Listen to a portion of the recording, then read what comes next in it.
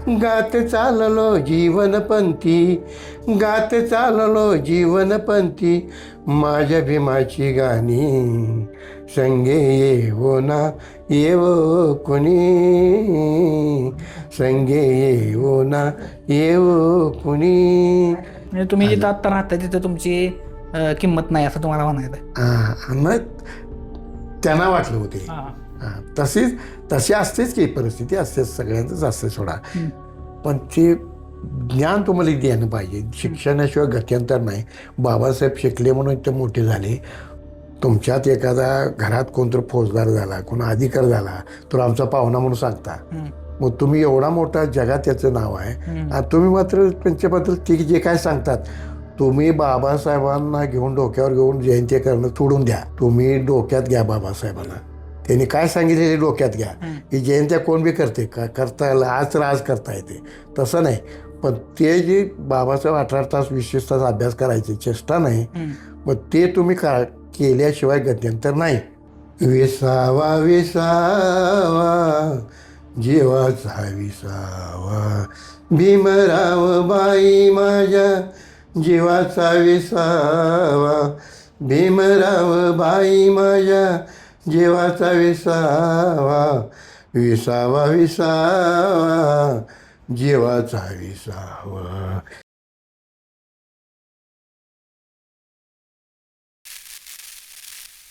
नमस्कार, मी निखिल. कटकटवर आपलं पुन्हा एकदा स्वागत आहे. आज आपण स्टुडिओ सोडून बाहेर शूट करायला आलोय. आज आपण यशवंत पेंटरांच्या घरी आहे. यशवंत पेंटर हे कोरोची इचलकरंजी जवळचं एक गाव आहे. तर तिथं ते बेसिकली काम करतात. ते 3 आर्ट फॉर्ममध्ये काम करतायत: स्कल्पचर, पेंटिंग आणि कविता किंवा आंबेडकरी गाणी. तर एकंदरीत त्यांचा प्रवास आपण आज त्यांच्याकडून ऐकणार आहोत. स्वागत आहे. जेव्हा तुम्ही इचलकरंजी सारख्या किंवा कोरोची सारख्या एकदम अशा गावात जिथं म्हणजे शहरी भाग एवढा जवळ नाही आहे किंवा तुमचं काम तुम्ही सातत्यानं करत राहिलं आहे, तर त्याबद्दल तुम्हाला काय वाटतं? खरं म्हणजे पूर्वीपासून मी शाळेच्या संदर्भात भयंकर मला आवड. शाळेला गेलं पाहिजे अशा प्रकारे. आई वडील अगदी गरीब अडाणी, आणि तेवढ्यात मी थोडासा शाळेत बऱ्यापैकी हुशार असल्यामुळं आणि शिक्षकांची कामं ऐकणं किंवा त्यांच्या मर्जीत राहणं मला फार आवडायचं. आणि शाळेत कुठलाही कार्यक्रम असला तर तो पुढं होऊन काम करायचं. तसं तुमचं शिक्षण झालंय पूर्ण? मॅट्रिक झाली पूर्वीची. आणि मग शिक्षण झालं, मग नोकरी करावी किंवा तशा नोकरीला लागलो होतो की. बरं. पंचगंगेला नोकरीला लागलो. पंचगंगेला म्हणजे? हे पंचगंगा सहकारी साखर. मी लहानपणीच मला वाटतं 3रीला असताना फुलं पानं अशा प्रकारे चांगल्या प्रकारची काढणार मी चित्र.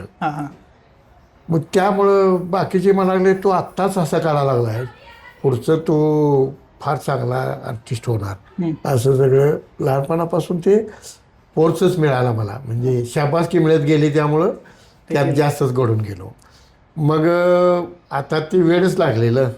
आणि माझ्या बरोबरची जे होती त्याला 7वी झालेली, मॅट्रिक झालेली शिक्षक त्यावेळेला. मी पण शिक्षक व्हायचा. तो एडी पाटील म्हणाले, रे का पंचगंगाला ये म्हणले, 2 पावलावर काय सायकल लागत नाही काय नाही, 2 पावलावर आला तर येतात. मग मी तिथं लागलो. काम चांगलं होतं, स्टोअरला क्लार्क म्हणून होतो.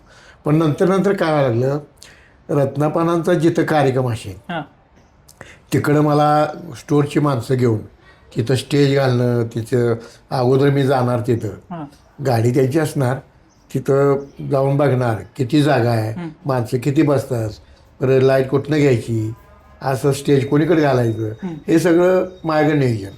मग ते मी सगळं करणार, मग रत्नापानाला देणार कोण की असा झालं सगळं.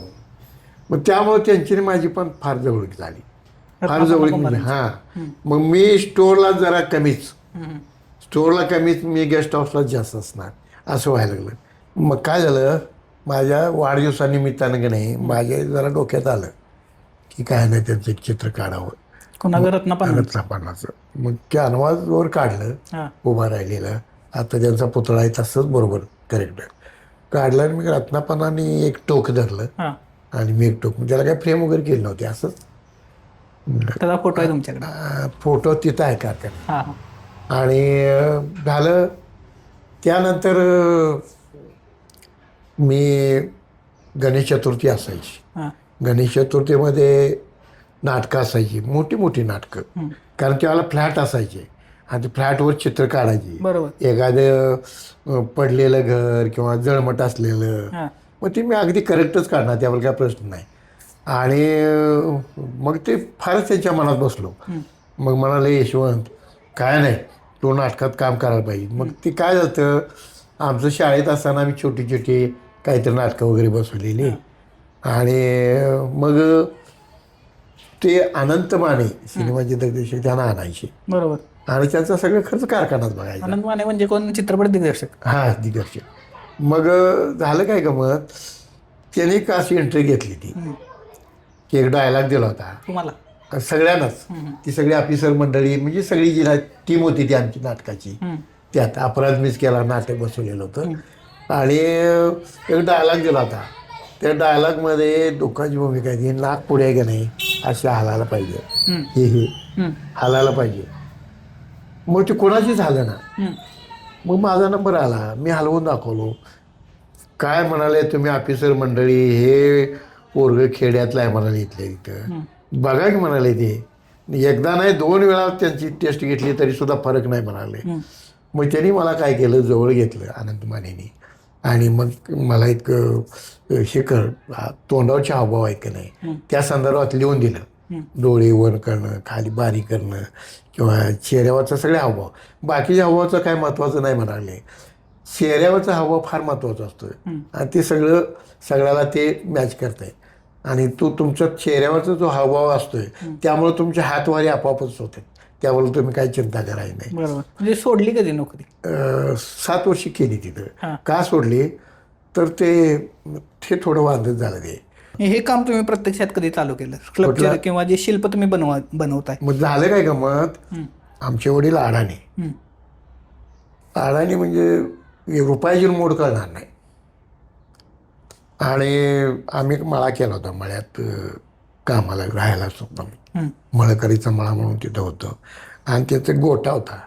गोठ्याच्या बाहेर का नाही त्याने असं भिंतीवर मातीचं हे मारून त्याने एक बैल, उदळत्याला बैल काढलेला होता.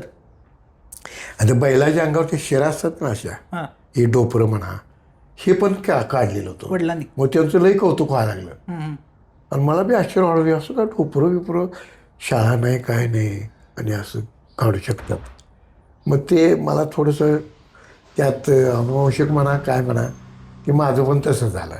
आणि नोकरी सोडल्यानंतर हेच काम चालू. मग काय झालं, इथं आमच्या इथं समाज मंदिर बांधून मिळालं, बुद्धविहार. हां, बुद्धविहार. मग काय झालं, मी त्यांना सांगितलं, हे बघा म्हटलं, तुम्ही उद्घाटन करायच्या अगोदर तिथं मूर्ती आणून बसवा तर ते आदर राखणार. नाहीतर तुम्ही चपला घालून येणं किंवा तिथे काय पानाने खेळत बसणं काय वाटेल ती तिथे होणार. तेव्हा त्याच्या अगोदर तुम्ही ते करा. म्हणजे पट्टी काढून एक 10,000ची जोडणी केली. नागपूरला गेले. नागपूरला गेल्यानंतर 10,000मध्ये काही मूर्ती आली नाही. मी काय त्यांना म्हटलं, मला जरासं वाटते म्हटलं, मी चित्रकार आहे, तोंड किती, डोळे किती, तोंड असं सगळ्याचे काय आहे ते साचेबद्ध मला करता येईल असं मला वाटते. मग करूया काय, करूया तेवढ्या पैशात. हो, तेवढ्या पैशात. नाही, पैसे घेतलेच नाहीत सोडा आम्ही. मग काय केलं, इथं एक मारवाडीचं एक ह्याचं दुकान होतं, ह्याचं चौकटी वगैरे करतात का नाही, खिडक्या चौकटी त्याचं पलीकडच्या बाजूला हार्डवेअर. हां, हार्डवेअर वगैरे तिथं ती करणार ती साईट आहे. मग त्यांचं सिमेंट वगैरे तिथं गेलो, सिमेंट मागितलं, सिमेंट आणलं आणि पलीकडची वीटभट्टी होती त्यांच्याकडे विटा मागितल्या, त्यांनी ट्रॉलीवर विटा दिल्या आणि मग काम चालूच झालं. हां, रात्री 9-10 वाजता माझं काय जरी असलं तरी सुद्धा पहिल्यांदा करत असल्यामुळं जरा कचवचच केलं मी.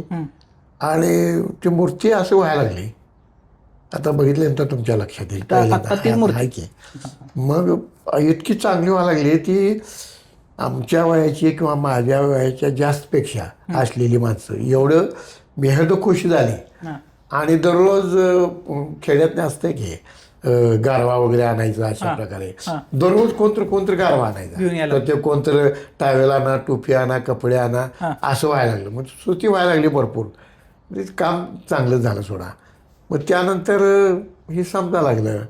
मग त्यावेळेला काय झालं, ती मूर्ती तिथं बसवल्यामुळं अर्थातच कोण चप्पल घेऊन आत येऊ शकलं नाही, कोणते बाकीच्या भानगडी तर सगळ्याच बंद झाल्या. बरोबर. त्याला ते चांगलं स्वरूप आलं. आता हे झालं तुमच्या शिल्पाबद्दल, म्हणजे जे तुम्ही स्कल्पचर केलं त्याबद्दल. जेव्हा गाणी म्हणताय किंवा भजन आता तुम्हाला आवड आहे, मग त्याबद्दल कसं, मग तिकडं कशी आवड मग निर्माण कसं झालं, तो का आमचा एक बाबूराव पाटील म्हणून होते, ते आता कबनूरला आहेत, वय झाले त्यांचं पण. तर ते कॅमेरामन होते, फोटो आणायचे काढायचे.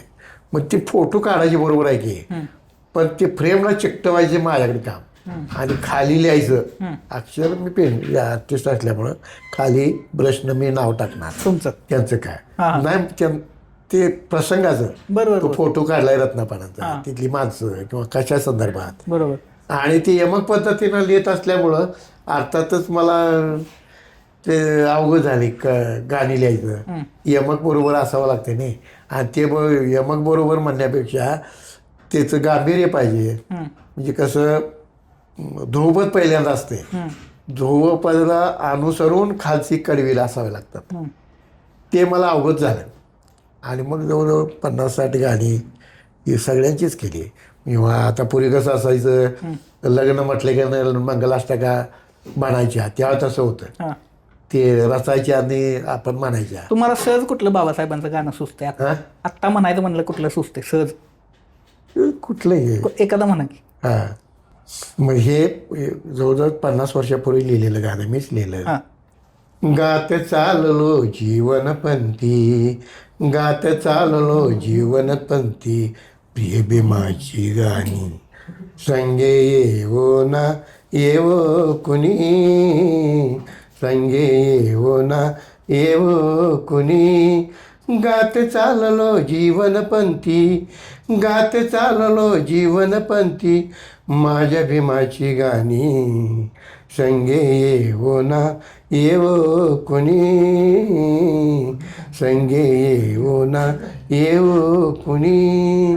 भीमरायाची अमोल दौलत माझ्या भगवंताची ती, माझ्या भगवंताची ती, भाग्यवान मी म्हणून लाभला औचित माझ्या हाती, औचित माझ्या हाती. भूक लागता तिथे मागतो, भूक लागता तिथे मागतो, उधळीत जाता चौबाजूनी बुद्ध तत्वाची मोती, वेचून घेऊ ना घेवो कुणी, वेचून घेऊ ना घेवो कुणी. गात चाललो जीवनपंथी, गात चाललो जीवनपंथी, प्रिय भीमाची गाणी संगे येवो ना येवो कुणी, संगे येवो ना येवो कुणी. आभाळाचे निळे निशाण घेऊन खांद्यावरती, विश्वच माझा पक्ष समजूनी गातो भीमाची कीर्ती, उधळीत जाता चौबाजूनी भूक लागता तिथे मागतो भाकर भाजी पाणी, भले देवो ना देवो कुणी, भले देवो ना देवो कुणी. गात चाललो जीवनपंथी, गात चाललो जीवनपंथी, माझ्या भीमाची गाणी संगे येवो ना येवो कुणी, संगे येवो ना येवो कुणी. शिक्षक संघ त्याने एक 60 डिसेंबरचा कार्यक्रम त्यांनी शिक्षकांच्या ह्याच्यात सभागृहात घेतलेला होता, आणि पाहुणे म्हणून नागनाथ अण्णांना बोलवलं होतं त्यांनी, नागनाथ अण्णा नायकडे. मग हे गाणं मी म्हटलं, आणि कडवा आहे त्याचं. मग ते मी गाणं म्हटलं. आता ते अर्थात सगळा संच होता, पेटी डोलकी सगळं मानणारी पाठीमागची सगळी. आणि मग हे गाणं म्हणजे मला म्हटले ते, तुम्ही गाणं लिहिला का नाही, संदर्भ मला जरा सांगता काय? सांगतो म्हटलं. मग हे गाणं अशासाठी लिहिलं म्हटलं, आम्ही काम करतो, आम्ही तुम्हाला सांगतो, प्रबोधन करतो. बाबासाहेबांनी शिकले, तुम्ही गरीब असा, शिकायला काय गरीब श्रीमंताचा प्रश्न येत नाही. त्यामुळं तुम्ही आईवडिलांनी त्यांच्या लहान मुलांच्यावर एक दिवस उपाशी राहू दे, पण ते ज्ञान तुम्हाला द्यायला पाहिजे. शिक्षणाशिवाय गत्यंतर नाही. बाबासाहेब शिकले म्हणून ते मोठे झाले, तुम्हाला ते केलं पाहिजे. पण तुम्हाला बाबासाहेबांची ओळख कधी पडली म्हणजे झाली? मला वाचनाची सवय लहानपणापासून शिक्षकांच्या सान्निध्यात असल्यामुळं आता हे सगळं भरलेलं होतं. इथं आम्ही वाचनालय चालू केलंय भवनमध्ये. बरोबर. ती जवळजवळ 150 पुस्तकं मी दिली तिथं, इथली वाचा म्हणून. हां हां आम्हाला येऊन इथं वाचता येईल, बरोबर. तुम्ही वाचा म्हणून. ते परवा त्यांनी 150 पुस्तकं दिली. मी दिल्यामुळं कोण 10 पुस्तकं दिली, कोण 15 दिली, असं कोणाचं जवळजवळ 300 तर पुस्तकं जमा झालेली. आम्ही खेड्यात ज्याला जातोय त्याला महिलांच्यावर प्रबोधन करत असताना महिलांना अजिबात काही किंमत नव्हती. नवरा मेला की तिनं मरायचं. नवऱ्याची चित्ता रचलेली असते, त्या बाईला सजवायचं, मुंडन करायचं, वाजत गाजत त्या चिठ्ठीजवळ जायचं आणि सगळ्यांच्या समोर उडी मारायला सांगायची. ते भाग्य समजायचं तिचं. आणि राजाराम मोहन रायने ते बंद केलं. महात्मा फुलेंनी त्याने चालना वगैरे दिली. आणि बाबासाहेबांनी संविधानामध्ये समान हक्क दिले स्त्रियांना. आणि म्हणून आजच्या स्त्रिया शिकलेल्या आहेत, सगळी पदं त्यांना भोगता येतात. त्याच्यामुळं तुमच्यात एखादा घरात कोणतर फौजदार झाला, कोणा अधिकार झाला, तर आमचा पाहुणा म्हणून सांगता. मग तुम्ही एवढा मोठा जगात त्याचं नाव आहे, आणि तुम्ही मात्र त्यांच्याबद्दल ते जे काय सांगतात, तुम्ही बाबासाहेबांना घेऊन डोक्यावर घेऊन जयंती करणं सोडून द्या. तुम्ही डोक्यात घ्या बाबासाहेबांना. त्यांनी काय सांगितलेले डोक्यात घ्या. ही जयंत्या कोण बी करते का, करता आज करता येते, तसं नाही. पण ते जे बाबासाहेब 18 तास 20 तास अभ्यास करायचे, चेष्टा नाही. मग ते तुम्ही केल्याशिवाय गत्यंतर नाही. तुम्हाला अन्न नसलं तर चालेल, पण हे करा. त्यामुळं आमच्याकडे काय किती घोर अघोर झाली दुर्दशा तुडवती अमरदेवी अशा म्हणून एक बाबासाहेबांची कथा आहे. ते सोलापूरवाल्यानं म्हटलेली, पण त्यानं लिहून दिला नव्हता. म्हणजे आठवण पण ती लिहिली. तर ती बाबासाहेबांची शाळेला असल्यापासूनची जी हाल, ते मी सांगत असताना कधी कधी माझ्या डोळ्यासुद्धा अजूनही पाणी येते. असं मी दर्दवरीत सांगतोय. आणि ती काय होती ते कथाच आहे प्रकारची. म्हणजे कथा आहे ती? कथा आहे ते. लांबडी आहे, म्हणजे 1 तास लागतो त्याला. मग हे सगळं सांगत असताना ते मला सुद्धा ते ओर वाटायचं, त्यांना सुद्धा ते ओर वाटायचं. आणि मग त्यासाठी त्यांना समजून सांगण्यासाठी मी त्यावेळेला गाणी लिहिली. हे पण गाणं जवळजवळ 30-40 वर्षापूर्वीच आहे. विसावा जीवाचा विसावा, भीमराव बाई माझ्या जीवाचा विसावा, भीमराव बाई माझ्या जीवाचा विसावा, विसावा जीवाचा विसावा, विसावा जीवाचा विसावा, विसावा जीवाचा विसावा. ते तुमचं सर्वस्व त्यांनी तर तुम्ही जे कपडे घालताय त्यांच्यामुळं, खाताय पिताय चांगले 2-3 लाख रुपये पगार घेताय त्यांच्यामुळं. तर असताना त्याचं नाव घ्यायला तुम्हाला काय, नाव तर राहू देत. नाव आम्ही म्हणत नाही, आम्ही त्यासाठी फिरत नाही. आम्ही जर कधी अजूनसुद्धा मी म्हणतोय, पोरग्याच्या मांडीवर, आईच्या मांडीवर, बायकोच्या मांडीवर मरण येण्यापेक्षा हे चांगलं मी काम करतोय, हे प्रबोधन करतोय. हे प्रबोधन करत करत माझं मरण आलं तर चांगलं होईल. अजून सुद्धा म्हणतोय. हे तुम्ही सारखं असं म्हणत जाऊ नका हो म्हणतात. बाकी सगळे मला म्हणतात, काय बिल्डिंगच्यावर बिल्डिंग बांधायला पाहिजे होतास, एवढी तुझी कला, एवढं सगळं काम तुझं, आणि एवढं साधं. मी समाधानी आहे. लोकांच्यापर्यंत पोहोचणं साधी काम नाही म्हटलं.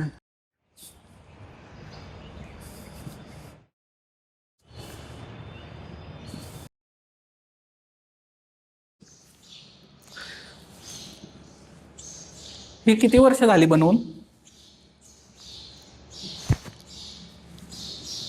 28 वर्ष झाली. 28 वर्ष. आणि हे परवा काढले. हे तुम्हीच काढले? होय.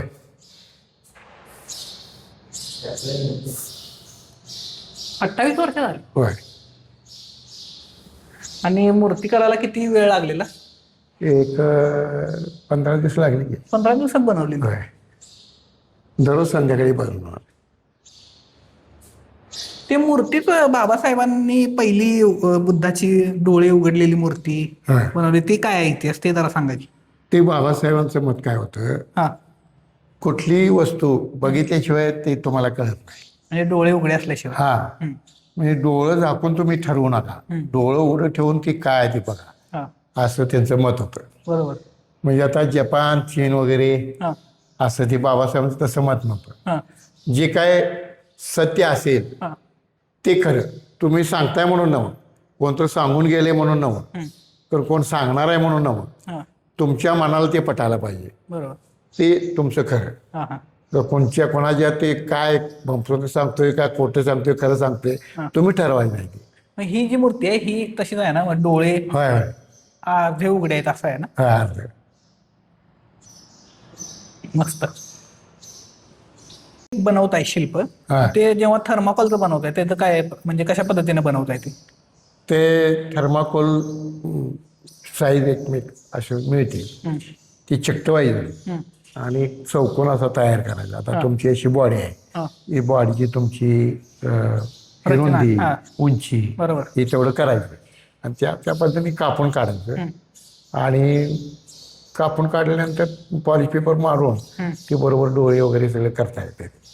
आणि त्याच्यावर मग फ्युकॉल फेविकॉल. फ्युकॉलचा 2-3 हात द्यायचा.